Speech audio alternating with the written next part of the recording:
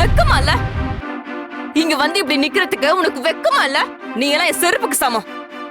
பிச்சைக்கார நாய்க்கு பணக்கார வீட்டுல இடம் கேக்குதா? ஊரே பார்த்து நடுங்கும் கோடீஸ்வரன் தன் ஒரே மகளை ஒரு பிச்சைக்காரனுக்கு திருமணம் செய்து கொடுத்தது ஏன்?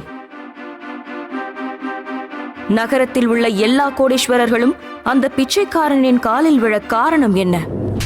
நகரத்தின் பெரிய கோடீஸ்வரன் வீட்டில் தனது அன்றாட வேலைகளை பார்த்து கொண்டிருந்தான் அந்த வீட்டின் ஏழை மருமகன் ஹரிஷ். தன்னுடைய ஆணவம் பிடித்த மனைவி சந்தனாவுக்கு ஹரிஷ் ஆசையாக காஃபி கொண்டு வந்து கொடுக்க அதை கோபமாக தட்டிவிட்டாள் சந்தனா. நாயே, உன்னை என்னைக்கு கல்யாணம் பண்ணனோ அன்னைக்கு நாசமா போச்சு என் வாழ்க்கை. எங்க அப்பா சொன்ன ஒரே காரணத்துக்காக தான் உன்னை கல்யாணம் பண்ணிக்கிட்டேன். ஹே, என் ஃப்ரெண்ட் தர்ஷினியோட ஹஸ்பண்ட் அவளுக்கு எவ்வளவு வாங்கி தராரு தெரியுமா? போன வாரம் கூட ஐபோன் 15 வாங்கி கொடுத்திருக்காரு. நீ சொல்ல, கல்யாணம் ஆன நாள்ல இருந்து இன்னைக்கு வரைக்கும் 10 ரூபாய்க்கு ஒரு முழம் பூ வாங்கி கொடுத்திருப்பியா என்று சந்தனா இரக்கம் இல்லாமல் அவனை கேவலமாக பேசிக் கொண்டிருக்க இதை பற்றி எல்லாம் கவலைப்படாத ஹரிஷ் சந்தனா உடைத்த காஃபி கப்பை சுத்தம் செய்து கொண்டிருந்தான். சந்தனா தனது அப்பாவின் கட்டளையின் பேரில் ஹரிஷை திருமணம் செய்து கொண்டாள். அவன் ஒரு மிகப்பெரிய பிசினஸ் மேன் என்று கூறி அவளுக்கு திருமணம் செய்து வைத்தார். ஆனால் உண்மையில் அவன் ஒன்றுக்கும் ஆகாத பிச்சைக்காரன் என்று தெரிந்து மிகவும் ஏமாற்றம் அடைந்தாள். தனது தந்தையே தனக்கு இப்படி ஒரு துரோகத்தை செய்வார் என்று அவள் நினைத்தும் பார்த்ததில்லை. அதனால் தனக்கு திருமணம் நடந்ததை வீட்டை தவிர யாருக்கும் தெரியக்கூடாது என்று நிபந்தனை விதித்திருந்தாள். ஹரிஷ் சந்தனா வீட்டில் ஒரு குடும்ப உறுப்பினராகவே வாழ்ந்து வந்தான். ஆனால் அவை எல்லாம் பேருக்காகத்தான். அந்த வீட்டில் ஒருவர் கூட ஹரிஷை மதிப்பதில்லை. சில சமயங்களில் சமையல் அறையிலும் சில சமயங்களில் நாயிருக்கும் அறையிலும் படுத்துக் கொள்வான். அவனுக்கு அவைதான் மாளிகை. சாரி ஸ்னேகா, என் ஹஸ்பண்ட் மட்டும் ஊர்ல இருந்திருந்தா இந்நேரம் உனக்கு கண்டிப்பா இன்ட்ரோடியூஸ் பண்ணி வச்சிருந்திருப்பேன். அவர் தான் ஊர்லயே இல்லையே, அவர் ஃபாரின்ல இருக்காரு. என்ன பண்றது? வேலை வேலை வேலைன்னு அவரை போட்டு வாட்டி எடுக்கிறாங்க தெரியுமா என்று சந்தனா தன்னை பற்றி அவளது தோழியிடம் கிண்டல் அடிப்பதை கேட்டுக்கொண்டே அதை பொருட்படுத்தாமல் சமைத்துக் கொண்டிருந்தான் ஹரிஷ். என்னோட ஹஸ்பண்ட் நியூ இயர் கிஃப்டா எனக்கு 8 லட்சம் ரூபாய்க்கு டைமண்ட் நெக்லஸ் வாங்கி தந்திருக்காரு. வாட்? வாவ் டி, எனக்கு உடனே போட்டோ எடுத்து அனுப்பு, நான் பார்க்கணும். கண்டிப்பா அனுப்புறேன். ஆமா, உன் ஹஸ்பண்ட் உனக்கு என்ன கிஃப்ட் கொடுத்தாரு? ஸ்னேகா கேட்ட இந்த கேள்வி சந்தனாவை ஹரிஷின் மேல் கோபப்பட வைத்தது. கரெக்டா ஆஃப் பண்ணிட்டேன் சந்தனா. ஹோ சூப்பர். பீச்ல செல வச்சிடலாமா? என்ன சந்தனா, எப்ப பார்த்தாலும் என்ன திட்டிகிட்டே இருக்க? நான் உன்னை எவ்வளவு லவ் பண்றேன் தெரியுமா? ஹோ, லவ் பண்றியா? ஓகே ஓகே, அப்படின்னா ஒன்று பண்ணு. நியூ இயர் வருதுல்ல, எனக்கு ஒரு கிஃப்ட் வாங்கி கொடு. பிச்சை காசு 1000-2000 ரூபாய்க்கு இல்ல, லட்சக்கணக்குல. என்ன, உன்னால முடியுமா? ஆனா சந்தனா, என்கிட்ட அவ்வளோ காசு எங்க இருக்கு? அது மட்டும் இல்லாம அவ்வளோ காசெல்லாம் நான் என் கண்ணால கூட பார்த்தது கிடையாது. இதெல்லாம் இப்ப யோசிச்சு என்ன பிரயோஜனம்? கல்யாணத்துக்கு முன்னாடி யோசிச்சிருக்கணும். கட்டின பொண்டாட்டிக்கு ஒரு கிஃப்ட் கூட வாங்கி தர முடியல. நீ எல்லாம் ஒரு ஆம்பளை என்று கூறிவிட்டு கோபமாக சந்தனா கிச்சனை விட்டு வெளியேறினாள். அவள் கேட்டதில் அதிர்ச்சியில் என்ன செய்வதென்று தெரியாமல் படபடத்து போனான் ஹரிஷ். சந்தனா பேசியது ஹரிஷின் காதுக்குள் எதிரொலித்துக் கொண்டே இருந்தது. எந்நேரமும் அதை பற்றியே யோசித்துக் கொண்டிருந்தான் ஹரிஷ். சந்தனாவின் வீட்டில் புத்தாண்டு பார்ட்டி சிறப்பாக நடந்து கொண்டிருந்தது. பல விஐபிகளும் பணக்காரர்களும் கலந்து கொண்டிருந்தனர். அப்பொழுது ஹரிஷ் அனைவரின் முன்னிலையிலும் சந்தனாவுக்கு ஒரு பரிசினை கொடுத்தான். ஹரிஷ் பெரிதாக என்ன பரிசு கொடுக்க போகிறான் என்று எந்த ஆச்சரியமும் இன்றி அவன் நம்பிக்கையோடு அதை பிரித்து பார்த்த சந்தனா அந்த பெட்டியின் உள்ளே ஒரு அழகான காஸ்ட்லியான டைமண்ட் வாட்ச் இருந்ததை பார்த்து திகைத்து போனாள். இது பிரான்ஸ்ல தயாரிக்கிறது. இதோட மினிமம் பிரைஸ் ரேஞ்சே ஒரு 3 கோடி இருக்கும். இது உனக்கு எப்படி கிடைச்சது? டூப்ளிகேட்டா இல்ல திருட்டிட்டு வந்தியா என்று அவனை அசிங்கப்படுத்த ஏமாற்றத்துடன் சிறு புன்னகையோடு திரும்பிச் சென்றான் ஹரிஷ். அவன் சென்றவுடன் அந்த வாட்சினை குழப்பத்துடன் பார்த்து கொண்டிருந்தாள் சந்தனா. இதை பார்த்த அங்கிருந்த அனைவரும் அதிர்ச்சியில் இருக்க சந்தனாவின் அம்மா மட்டும் அந்த பிச்சைக்காரன் ஒரிஜினல் வாட்ச் கொடுக்க வாய்ப்பே இல்லை என்று கூற அதை பற்றி யோசித்துக் கொண்டே குழப்பத்தில் மூழ்கி போனாள் சந்தனா. சந்தனா அன்று இரவெல்லாம் தூங்காமல் தன் கையில் அந்த காஸ்ட்லியான வாட்சை பார்த்தபடி யோசித்த வண்ணம் இருந்தாள். எப்படி இவனால இவ்ளோ காஸ்ட்லியான ஒரு கிஃப்டை கொடுக்க முடிஞ்சுது? நாளைக்கு வேலையா வாட்ச் ஷோரூமுக்கு போய் இதை கன்ஃபார்ம் பண்ணிடணும். மறுநாள் மிகவும் ஸ்டைலான உடை அணிந்து சந்தனா அந்த வாட்ச் ஷோரூமின் கண்ணாடி கதவை திறந்து கொண்டு உள்ளே நுழையும் பொழுது அவளுடைய கையில் இருக்கும் வாட்ச் ஜொலித்தது. சந்தனாவின் கையில் அந்த வாட்சை பார்த்ததும் நாய்க்குட்டி போல ஓடி வந்த அந்த சேல்ஸ்மேன் அவளுடைய முகத்தை பார்க்காமல் அவள் கையில் இருக்கும் வாட்சை பார்த்தபடி மரியாதையாக அவளை அமர வைத்து பேச ஆரம்பித்தான். சந்தனா தன் கையில் இருக்கும் வாட்சை காட்டி அந்த சேல்ஸ்மேனிடம் பேச ஆரம்பிக்க அதற்குள் அங்கு வந்த ஷோரூம் மேனேஜர் சந்தனாவிடம், மேடம், நீங்க ராஜேஸ்வரன் சார் குடும்பத்தை சேர்ந்தவங்களா? You mean the great businessman Mr. Rajeswaran? Yes. அவர் இது வரைக்கும் யாரும் பார்த்தது கூட இல்ல. ஆல்சோ அவர்கிட்ட அப்பாயின்மெண்ட் வாங்கணும்னாலே மினிமம் 6 months வெயிட் பண்ணணும். நான் ஆச்சு அவரை பாக்குறதாச்சு.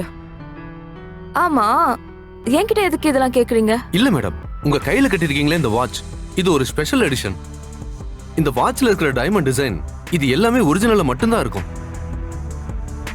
அது மட்டும் இல்லாம இந்த வாட்ச் நேத்து தான் ரிலீஸ் ஆயிருக்கு. இந்தியாலயே பாத்தீங்கன்னா 2 வாட்ச் தான் சேல் ஆயிருக்கு. அதுவும் ராஜேஸ்வரன் சார் குடும்பத்தை சேர்ந்தவங்க தான் வாங்கியிருக்காங்க. அதான் கேட்டேன் மேடம். அந்த வாட்ச் ஷோரூம் மேனேஜர் இவ்வாறு கூற எதையும் நம்ப முடியாத சந்தனா குழப்ப மிகுதியில் அப்படியே அமைதியாக யோசித்தபடி இருந்தாள். சில நாட்களில் அதை பற்றி மறந்தே போன சந்தனா அன்று வழக்கம் போல் அலுவலகம் செல்ல தயாரானார். ரவி, ரவி, இன்னைக்கு முக்கியமான மீட்டிங் இருக்கு. இந்த ஆபீஸ் பாய் வர எங்க போனா? அப்பொழுது ஹரிஷ் வீட்டை துடைத்துக் கொண்டிருப்பதை பார்த்த அவள், தண்டசோறு, சும்மா தானே இருக்க வீட்ல? எனக்கு மீட்டிங்க்கு டைம் ஆயிடுச்சு. என் ஃபைல்ஸ்லாம் தூக்கிட்டே உடனே ஆபீஸ்க்கு வா. ஏய், சீக்கிரம் வந்து தொலை, லேட் பண்ணிடாத. ஏற்கனவே உன்னால படாத பாடுபட்டு இருக்கேன் என்று அவள் சொன்னவுடன் அந்த ஃபைலை பரபரப்பாக தேடி எடுத்துக்கொண்டு அவளுடன் காரில் ஏறிச் செல்ல வேக வேகமாக ஓடி வந்தான். சந்தனா! ஆனால் சந்தனா அவனுக்காக காத்திருக்காமல் திமிராக காரை ஓட்டிச் சென்றாள். அதை பார்த்து தனது நிலைமையை தெரிந்து கொண்ட ஹரிஷ் அங்கிருந்து தனது பழைய பைக்கில் புறப்பட்டான். வேகமாக தன்னுடைய ஆபீஸிற்குள் நுழைந்த சந்தனா ஹரிஷுக்கு போன் செய்து, எங்க போய் தொலைச்ச? எங்க இருக்க? இல்ல, 2 நிமிஷத்துல நான் உள்ள இருப்பேன் சந்தனா. சரி, சீக்கிரமா வா. இரிட்டேட் பண்ணிட்டு இருக்கான். சந்தனா அசோக்கை கேஷுவலாக ஹக் செய்வதை பார்த்த கடுப்பில் உள்ளே நுழைந்த ஹரிஷை ஒரே சொடுக்கில் வெளியே நிற்க செய்தாள் சந்தனா. சந்தனா, எங்க போயிருந்த? நான் உனக்காக 1 hour வெயிட் பண்ணிட்டு இருந்தேன். சாரி அசோக், மார்னிங் வீட்ல இருந்து கிளம்புறதுக்கே லேட் ஆயிடுச்சு என்று சந்தனா பேச பேச அவளை குறும்புடன் பார்த்து ரசிக்கும் அசோக் அவளை கவரும் விதமாக பேச சந்தனா அலட்டிக் கொள்ளாமல் அதை ரசித்துக் கொண்டிருந்தார். என்ன அசோக், ஒரே ஹாப்பியா இருக்க? என்ன விஷயம்? ஜாக்பாட் ஏதாவது வின் பண்ணிட்டியா? உன்னை விட எனக்கு வேற என்ன வேணும்? நீதான் எனக்கு ஜாக்பாட் என்ற சந்தனா அதை ரசித்த வண்ணம் வெட்கப்பட்டு சிரித்துக் கொண்டிருந்தாள். அவள் வெட்கப்படும் அந்த நொடியை பயன்படுத்தி அசோக் அங்கே இருந்த டேபிளுக்கு பக்கத்தில் இருந்து ஒரு பெரிய கிஃப்ட் பேக்கை எடுத்து சந்தனாவிடம் கொடுத்தான். அதில் என்ன இருக்கின்றது என்று தெரியாமல் சந்தனா ஆர்வமாக அவனை பார்க்க அசோக் அதை பிரித்து பார்க்கும்படி செய்கை செய்தான். அதன் உள்ளே ஒரு விலை உயர்ந்த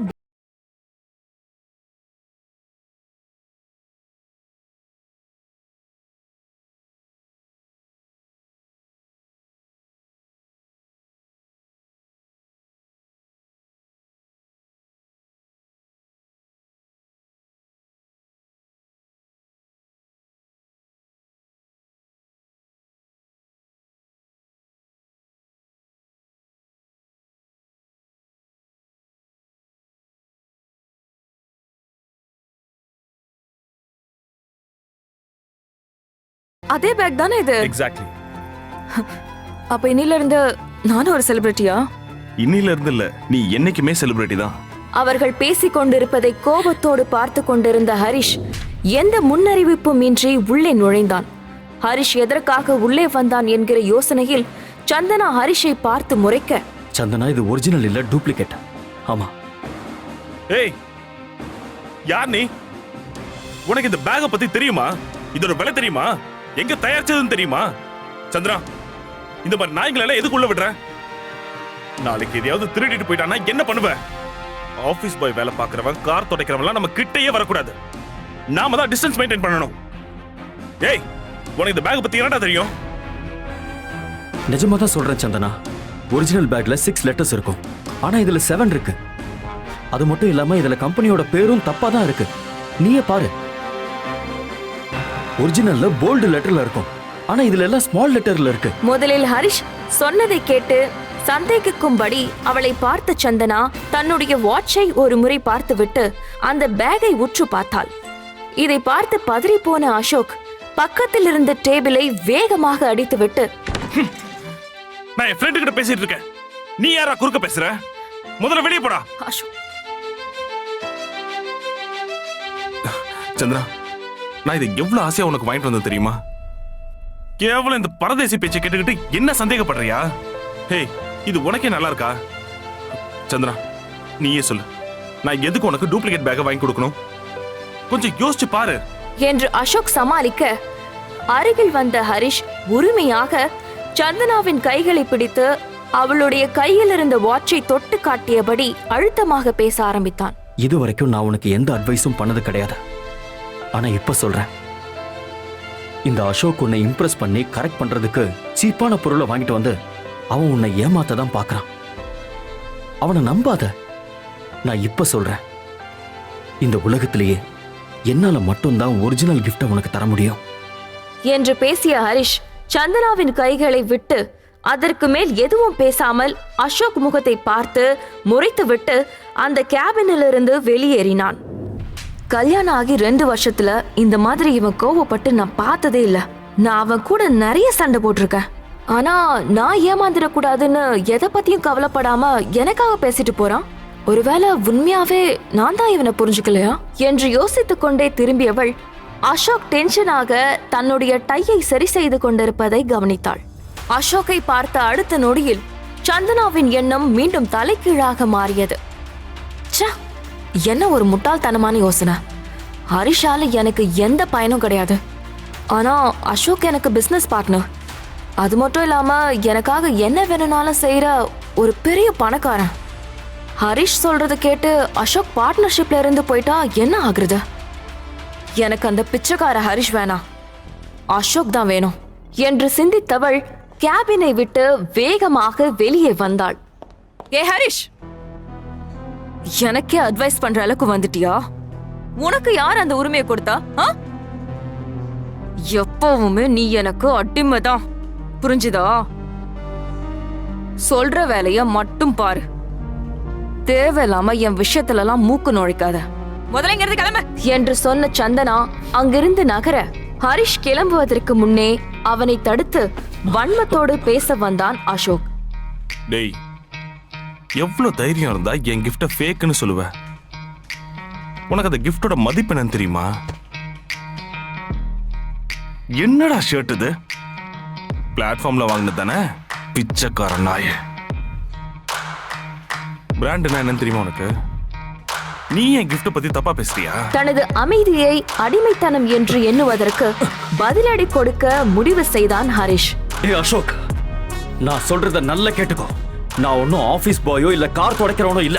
அப்புறம் முன்னாடி நிக்கிறாளே அவ என்னோட வைஃப். அவளுக்கு வேணும்னா நான் அவளோட புருஷன் சொல்றதுக்கோ, ஏன் அவளுக்கு கல்யாணம் நடந்தது கூட வெளியே சொல்றதுக்கோ கேவலமா இருக்கலாம். ஆனா எனக்கு அப்படி கிடையாது. அது ஏன்னு எனக்கு மட்டும்தான் தெரியும். உன்ன மாதிரி கேவலமானவன் கூட அவ பார்ட்னரா இருக்கிறது எனக்கு சுத்தமா பிடிக்கல. சோ கடைசியா நான் ஒரு விஷயம் சொல்றேன். இன்னொரு தடவை நீ என் ஒய்ஃபை தொட்டு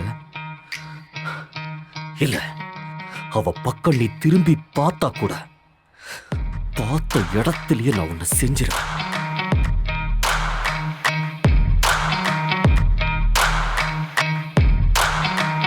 ஹரிஷின் இதுவரை அவள் பார்க்காத இன்னொரு முகத்தை பார்த்து மிரண்டு போனாள் சந்தனா. அப்பொழுது இந்தியாவிலேயே மிகப்பெரிய கோடீஸ்வரரான ராஜேஸ்வரனின் PA அழைத்தார். சார், இன்னைக்கு ஒரு முக்கியமான கிளையண்டோட மீட்டிங் அரேஞ்ச் பண்ணிருக்கேன். அட்ரஸ் உங்களுக்கு வாட்ஸ்அப் பண்ணிருக்கேன், பாருங்க. அதை விட முக்கியமான 2 வேலை இருக்கு பிரகாஷ். அதை நீங்க எனக்காக பண்ணி தரணும். சொல்லுங்க சார், என்ன பண்ணணும்? First one, Hermes brand ladies handbag எனக்கு உடனே வேணும். அதோட விலை குறைஞ்சது 50 லட்சமாவது இருக்கணும். செகண்ட் ஒன் என்னன்னு நான் உங்களுக்கு வாட்ஸ்அப் பண்ணுறேன். எந்த காரணத்துக்காகவும் லேட் ஆகிடக்கூடாது. I need this very immediately. Okay என்று உத்தரவிட்டான். பிறகு போனை கட் செய்துவிட்டு தனது பாக்கெட்டில் வைக்க போனவன் ஏதோ ஒரு சிந்தனையில் மீண்டும் போனை எடுத்து ஓபன் செய்ய வாட்ஸ்அப்பில் அவனது ஸ்கூல் ரீயூனியன் பற்றிய மெசேஜ் ஒன்று வந்தது. அதை பார்த்து புன்னகைத்தான் ஹரிஷ். இன்னைக்கு என்னோட ஸ்கூல் ரீயூனியன் பக்கத்தில் இருக்கிற ஒரு பெரிய 5 ஸ்டார் ஹோட்டலில் தான் அது நடக்குது.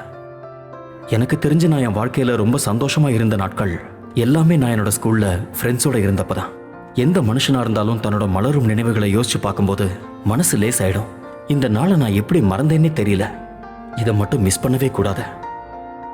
பணக்காரர்கள் மட்டும் தங்கும் அந்த 5 நட்சத்திர ஹோட்டலுக்குள் உற்சாகத்தோடு ஹரிஷ் நுழைய அங்கு நின்று கொண்டிருக்கும் செக்யூரிட்டி அவனை உள்ளே போக கூடாது என்று சண்டை போட ஆரம்பித்தார். உள்ள எல்லாம் அலோடு கிடையாது, கிளம்பு. சரி சரி, ஃப்ரெண்ட்ஸ் எல்லாம் உள்ள இருக்காங்க. இன்னைக்கு ஸ்கூல் ரீயூனியன். நீயே பாக்குறதுக்கு பிச்சைக்கார மாதிரி இருக்க.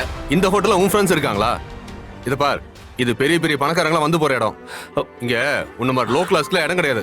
கிளம்பு சார், நிஜமா தான் சார் சொல்றேன். கிளம்பு சார், கிளம்புன்றல. சொன்னா கேளுங்க சார். கீழே விழுந்த ஹரிஷ் தட்டு தடுமாறி எழ அப்பொழுது அங்கு ஒரு விலை உயர்ந்த காரில் வந்திறங்கிய அந்த ஹோட்டலின் ஓனர் ஹரிஷை பார்த்தவுடன் அதிர்ச்சி அடைந்தார்.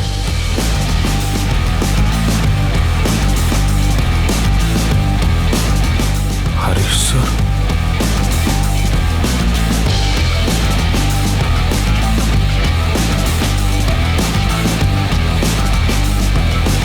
Sir, Stop it!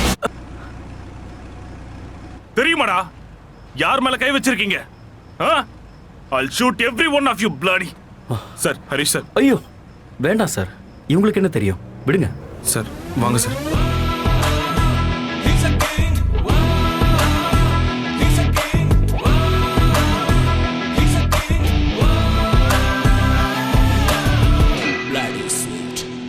கண்டிப்பா நான் நினைக்கிற மாதிரி இவன் ஒரு அனாதை கிடையாது.